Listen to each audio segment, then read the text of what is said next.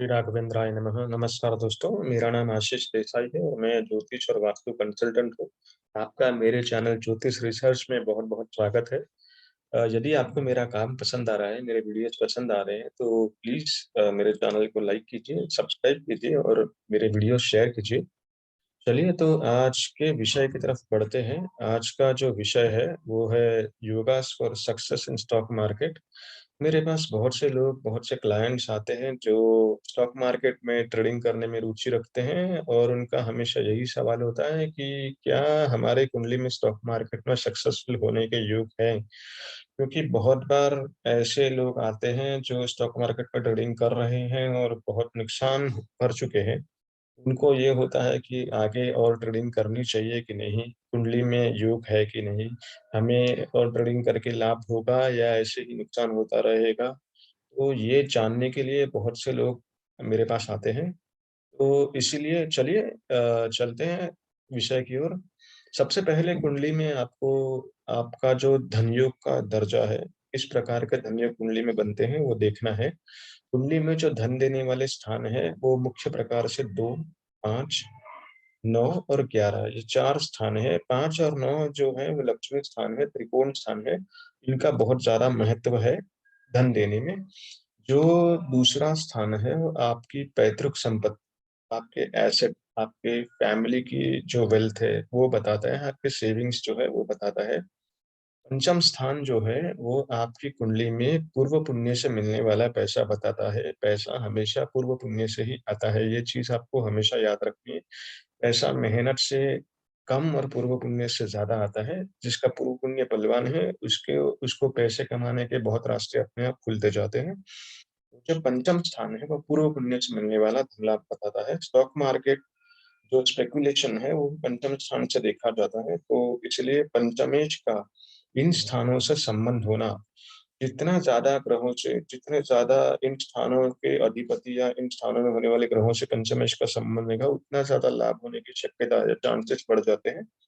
इसके बाद जो है नवम स्थान जो है वो आपका, ये भी एक तरह का लक्ष्मी स्थान है। वो आपके अभी के किए हुए कर्म से मिलने वाला लाभ बताता है।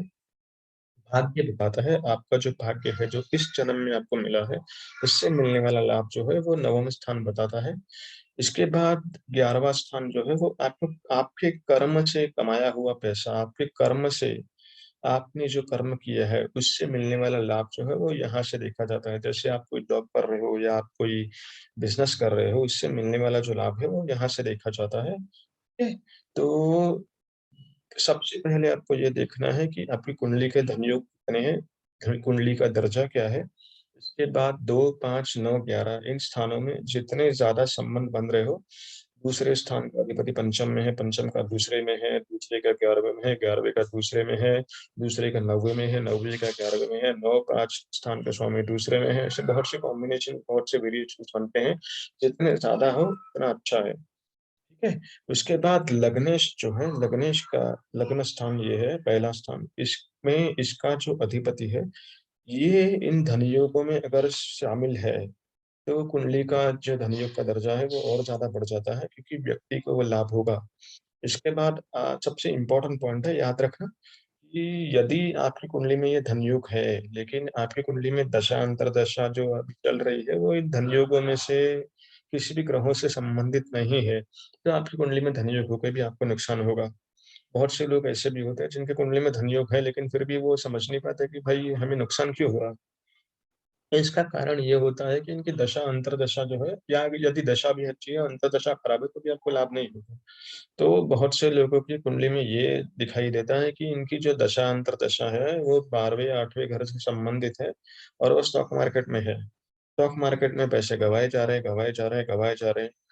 तो ये एक रीज़न हो सकता है कि आपकी दशा अंतर्दशा अगर खराब है, अगर इन धन योग देने वाले स्थानों से संबंधित नहीं है, तो भी आपको लाभ नहीं होगा। इसके बाद देखिए आगे पंचम स्थान का स्वामी, इसके बाद वही कॉम्बिनेशन वेरिएशंस मैंने यहाँ पे सब दिए हुए हैं। पंचम भाव का स्वामी या पंचमेश दूसरे या 11वें घर में हो या दूसरे 11वें भाव के स्वामी से युक्त हो, दृष्ट हो, तो भी आप शेयर मार्केट में कमा सकते हो। तो इसमें पंचम भाव का स्वामी जो है वो इम्पोर्टेंट है। पंचम भाव का अधिपति यहाँ पे दूसरे 11वें घर से संबंधित या दूसरे 11वें घर के अधिपति से संबंधित हो, तो आप शेयर मार्केट में ज़रूर कमा सकते हैं।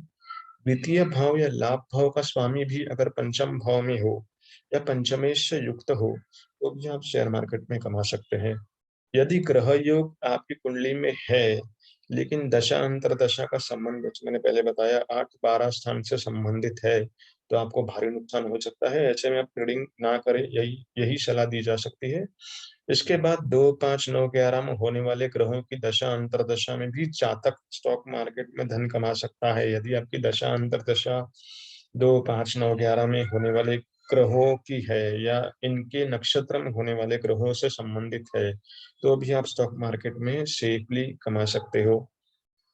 ठीक है? इसके बाद जब भी गोचर का नियम ये है कि जब भी गोचर में जो चंद्र है वो 2, 5, 9, 11 इन स्थानों में जाए या इन स्थानों में होने वाले ग्रहों के नक्षत्र में जब गोचर में चंद्रमा जाता है, तभी आपको ट्रेड करना है या ट्रेड लेना है। रोज ट्रेडिंग करके फायदा होगा ही ऐसा जरूरी नहीं है, लेकिन बहुत सी बार अगर आप चंद्रमा 2, 5, 9 भाव में होने वाले ग्रहों के नक्षत्र में से गोचर कर रहा है, तब ट्रेड करते हो तो लाभ मिलने की शक्यता बढ़ जाती है, लाभ मिलने के चांसेस जो है वो बढ़ जाते हैं। ठीक है? तो ये रूल आपको ट्रेडिंग करते वक़्त ध्यान रखना है। रोज़ ट्रेडिंग करने के बजाय जब भी आप गोचर का चंद्रमा 2, 5, 9 अगर आप भाव में होने वाले ग्रहों के नक्षत्र से गुज़र रहा हो, तभी आप ट्रेडिंग करें। उसके बाद यह ग्रह योग होने के बाद भी अगर आपको स्टॉक मार्केट का कोई नॉलेज नहीं है, स्टॉक मार्केट में आपको कोई जानकारी नहीं है, स्टॉक मार्केट कैसे चलता है, इसमें क्या होता है, कॉल क्या है, पुट क्या है, आपको अगर कुछ भी समझ में नहीं आता है, तो भी आप ग्रह योग होने के बावजूद नुकसान कर सकते हो, क्योंकि आप बंदूक से हवा में गोली मार के तीर निशाने पे नहीं लगा सकते। बंदूक से अगर हवा में गोली चलाओगे तो कभी निशाने पे नहीं लगेगी। इसके लिए आपको बंदूक का ज्ञान होना ज़रूरी, बंदूक कैसे चलाना है इसका ज्ञान होना ज़रूरी, कहाँ पे निशाना लगाना है इसका ज्ञान होना ज़रूरी है। तो सबसे पहले आपको मैं यही कहूँगा कि अगर स्टॉक मार्केट में कमाना चाहते हो, तो सबसे पहले स्टॉक मार्केट की ट्रेनिंग लीजिए, स्टॉक मार्केट को अच्छी तरह से समझिए, इसके बाद ही आप इन ग्रह योग का फ़ायदा उठा सकते हो। ठीक है? तो इसके बाद चलिए देखते हैं, कुंडली देखते हैं। ये एक मेरा क्लाइंट है, दोस्त है। ये स्टॉक मार्केट में 7-8 साल से कमा रहा है और ये खुद ट्रेडिंग भी करता है और इसकी कंसल्टेंसी भी है। ये स्टॉक मार्केट के टिप्स प्रोवाइड करता है। इसका मेजर इनकम यहीं से आता है। ट्रेडिंग में भी ये अच्छा कमा लेता है। नुकसान होता है ऐसा नहीं है, बट इसको हमेशा मतलब फ़ायदा ही ज़्यादा हुआ है। तो ये कुंडली में अगर आप देखोगे, तो मैंने जो पीछे सारे योग बताए, तो यहाँ पे आप देख सकते हो कुंडली में एप्लीकेबल है। ठीक है?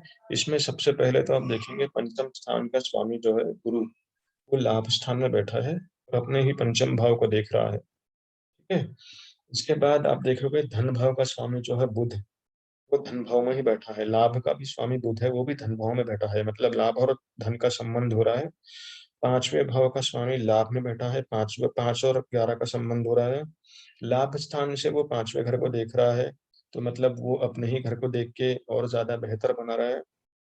ठीक है? इसके बाद जो सिंह लग्न है, इसके लिए मंगल और बुध जो है, ये कॉम्बिनेशन धन कारक है, क्योंकि मंगल इसमें योग का कारक है। सिंह लग्न के लिए एक एक को केंद्र और एक त्रिकोण का स्वामी मंगल बनता है। और वो जब भी बुध या गुरु के साथ संबंध बनाए, तो वो एक अच्छा उत्तम प्रकार का धन योग बन जाता है, तो ये कुंडली में है। ठीक है? इसके बाद आप चंद्र कुंडली लेते हो।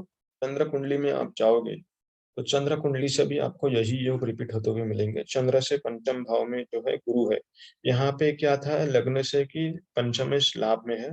यहाँ पे चंद्र कुंडली से क्या है कि लाभेश पंचम भाव में है। तो मतलब लाभ और पंचम का संबंध फिर से बन रहा है। ये जातक, इसकी जो अभी दशा चल रही है वो शनि की है। शनि पंचम भाव में है, पंचमेश गुरु के दृष्टि में है। ये जातक अभी स्टॉक मार्केट में ट्रेडिंग करके भी कमा रहा है और जो इसका बिज़नेस है, जो सर्विस प्रोवाइड करता है, ये सर्विस प्रोवाइड करने का स्थान 6th हाउस है, 5th में गया है। ये स्टॉक मार्केट के टिप्स देने की सर्विस प्रोवाइड करता है। इसको इससे भी पैसा मिलता है और वही पैसा वो स्टॉक मार्केट में लगाता है, क्योंकि इसके मंगल बुध अच्छे हैं, तो ये स्टॉक मार्केट में भी पैसा कमाता है। तो इसकी कुंडली में इस तरीके से ये सारे धन योग जो है आप देख सकते हैं, बहुत ही उत्तम प्रकार का है। बुध और गुरु जो है मेन कॉमर्स और स्टॉक्स से रिलेटेड ज्ञान के संबंधित ग्रह है, तो इसको इन चीज़ों का बहुत अच्छा ज्ञान है। ठीक है, यहाँ पे शनि-मंगल का जो योग है वो कभी-कभार उसको नुकसान दे देता है, बट ओवरऑल धन योग अच्छे होने की वजह से ये हमेशा फ़ायदे में ही रहा है। तो दोस्तों उम्मीद करता हूँ कि आपको ये वीडियो पसंद आया होगा। आपको बड़ा अच्छा लगा होगा देख के, और आप अपनी कुंडली खोल के आप खुद स्टॉक मार्केट के योग है या नहीं स्टडी कर सकते हो।